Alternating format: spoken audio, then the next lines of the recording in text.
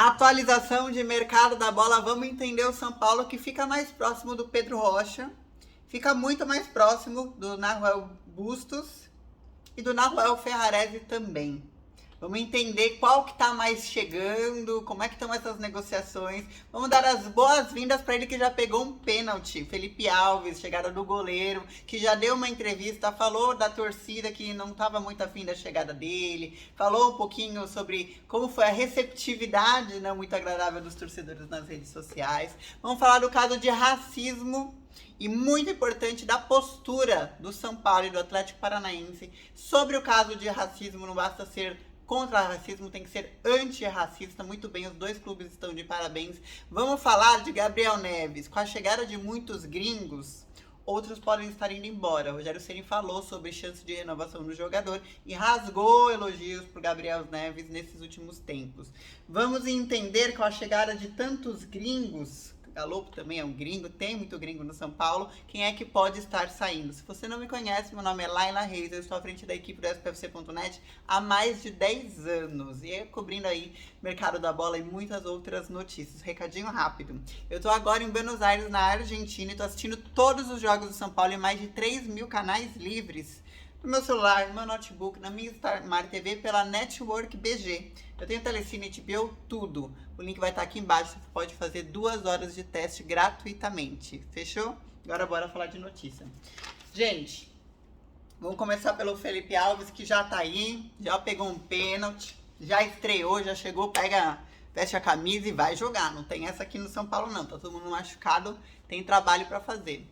Mas antes dele ser contratado, São Paulo tentou o John dos Santos, tentou o goleiro do Cruzeiro, tentou o goleiro do Ceará, tentou outro goleiro que estava lá no Portugal, foi levando não, e muito rapidamente foi mudando o critério do perfil do goleiro que queria.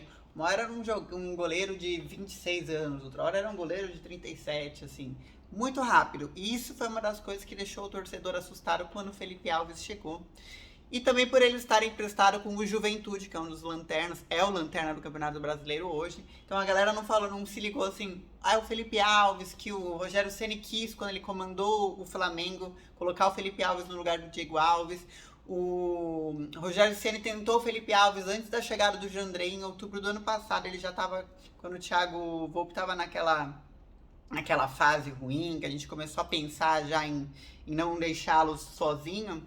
O Jandrei chegou em janeiro. O Rogério Ceni já tinha falado do Felipe Alves naquela época.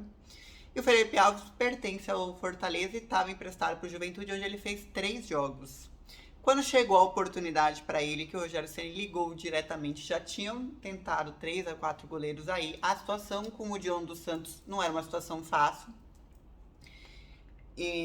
Porque um time não libera o outro jogador para um time rival assim tão fácil. Que é uma situação financeira, uma contrapartida.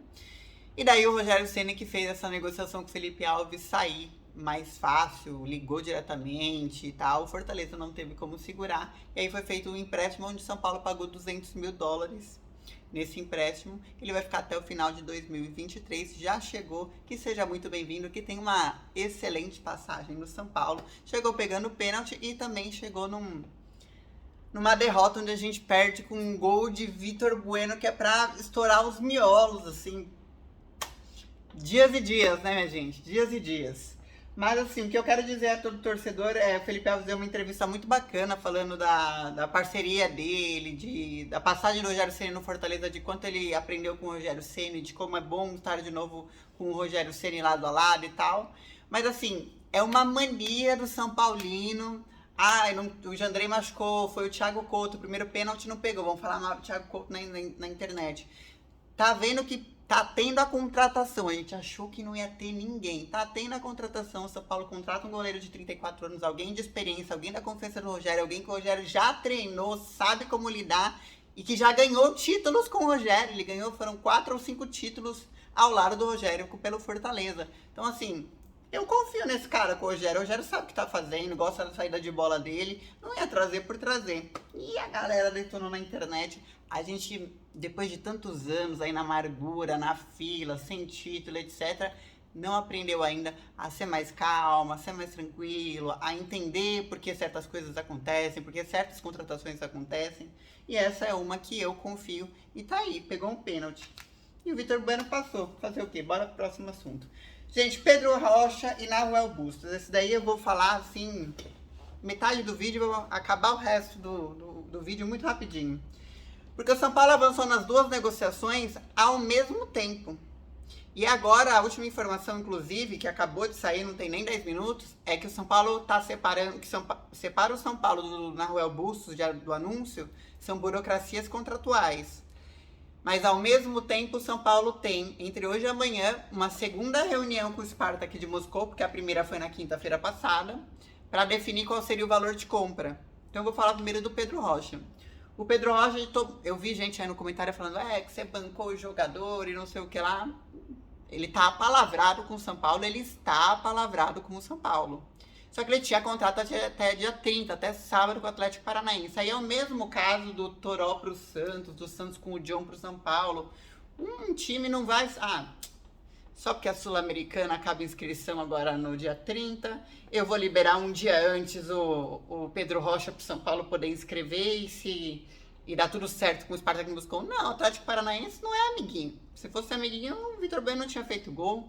Não é amiguinho. É amiguinho nessa hora, antirracismo tá certo, tem que combater junto. Mas o rival tá sempre vendo, né? Como é que eu posso atrapalhar? A gente tá sempre jogando.